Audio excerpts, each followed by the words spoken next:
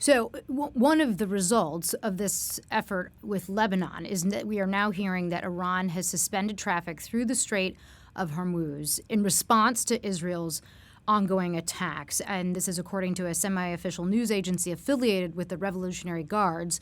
That's the one that's reporting this. So obviously the Strait is the thing for President Trump.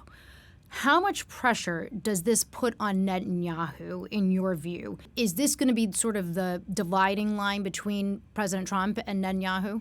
It really is, I think, probably from what we've just seen in just the last couple of minutes, the Iranian decision to now reblock the Strait of Hormuz, if it had ever been unblocked, is a real effort to try to force that issue, to say Hezbollah and Iran are on the same page in this conflict, and you cannot separate the two.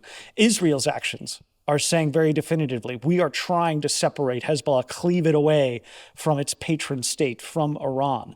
And so now we're seeing that bleeding into the fight, as you mentioned, over the Strait of Hormuz, which is so important to President Trump.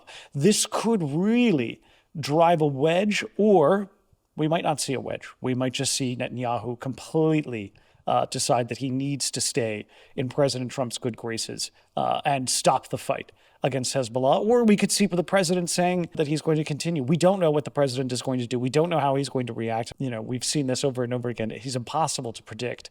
And whether or not he decides to, as I mentioned, go along with this coupling or the decoupling, that's kind of going to determine how the fight over Israel's northern border continues.